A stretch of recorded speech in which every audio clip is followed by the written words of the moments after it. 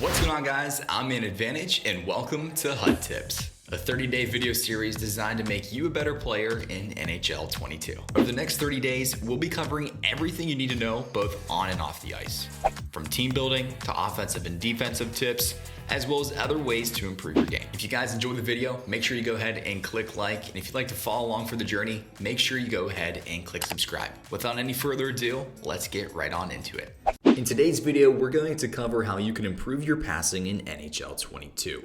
Let's face it, passing this year is a bit more difficult, so we're going to be talking about how you can improve, share some in-game examples so you can score more goals and win more games. Let's first talk about how you can improve your passing. Every single time before I get on, I go to training and I'll set up 3 offensive players without any defensive players to start this off. But my end goal here obviously is not just to score goals, but to move the puck effectively and efficiently so I can get my passing down.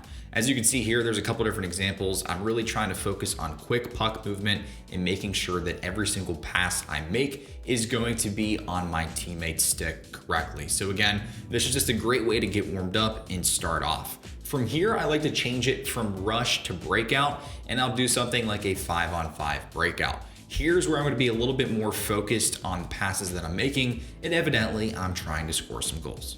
Let's take a look at some in-game examples. Here we're going to focus on puck movement. I'm going to show you what goes through my mind in this situation. I'm going to pass the puck to my defender and look to clear it out, but the area that's highlighted is really where my eyes are. I have 3 separate options, and obviously I think in this situation it's best to pass to my right winger. I'm going to pass the puck up and continue to pass it on until I find myself an open lane and an open shot. So let's run it back one more time here in slow motion. Oftentimes you're going to find that a lot of players like to forecheck pretty heavy in this game. However, the way you get out of that is by making quick decisions and quick passes, but having your eyes up ice is going to be of utmost importance. Here I can easily get the pass to Eichel, put an easy move on him, and obviously that leads to a beautiful goal. Let's take a look at another in-game example of puck movement. As you can see, I'm going to break the pass back here to Weber. I could go back to my defender, but I want to move this puck up ice to this forward that has open space in front of him. I'm going to use the saucer pass to move it up. And again, quick passes are going to make his defender bite, and it's going to lead to an easy goal. So let's look at it one more time because it does happen pretty quickly. As you can see here, I'm waiting for that guy to bite on me. He decides to just a little bit with that poke check, which is going to allow an easy pass up ice. I can get it over as he makes that poke check, and now it's an easy 2-on-0 and an easy goal in the back of the net. Next up is the shot off the boards example. Here we can either go to the left or to the right. I'm going to break it to the right in this example, and now I could obviously make that pass to 3 separate players. However, my most high probability pass is my winger breaking up the boards. I'm waiting for this defender to bite towards me, and I'll use the boards to get that puck into open space for Duchesne breaking towards the middle of the ice, and that's going to lead to a pretty easy goal.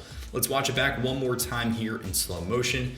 As you can see, we're going to wait for that defender to then bite on us just a little bit. We can use the boards to easily get the puck by him, and that's going to allow us some open space, open ice, and an open shot in the back of the net. If you struggle to create passing lanes, try misdirection. As you can see, I'm going to the right side of the ice, but I'm going to quickly cut back to the left, and I have an open passing lane to my left winger. This is going to allow me to make a beautiful drop pass to Lemieux right here at the blue line. I'll break it in with him, pass it back up to my center, and again, we're going to try to get that goal, but we do just miss it. However, the reason I wanted to keep this one in here is if you continue to make good puck movement and good decisions with the puck, you can score a goal. So let's look at it one more time. As you can see, the misdirection creates an opportunity for us to break that puck out of the zone.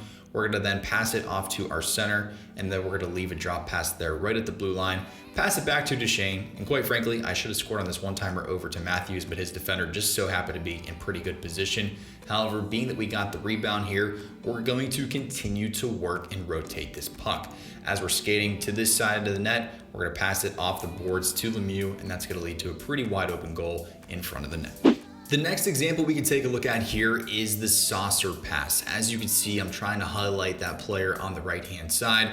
His defender's going to make a move, and that's going to lead to an easy goal with the saucer pass. Again, the manual sauce is something that is pretty underutilized, and if you can learn how to do it and practice it, I highly recommend doing so. Let's take another look at a different example here of the power play sauce. We're going to leave the drop pass off back behind the net.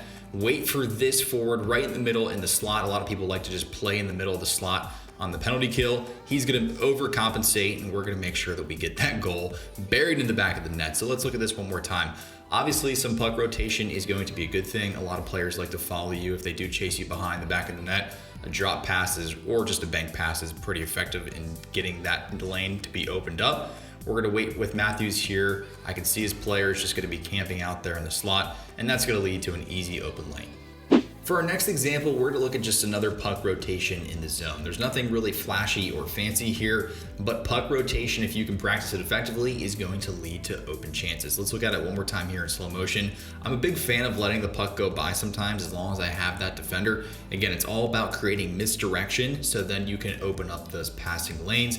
And obviously I know where to look here to that open player in front of the net.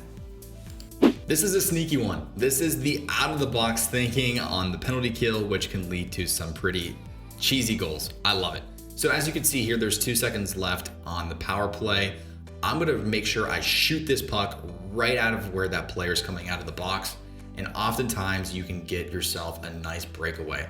So as you can see, we're gonna make sure that in this situation, we're gonna try to get the puck right around that last few second mark. If you can get the puck on your stick in this situation, fire it up towards the middle of the ice where that player is coming out of the box, and you can lead yourself to a pretty cheeky goal. But hey, this isn't Hut Champions, and we'll take any win that we can get.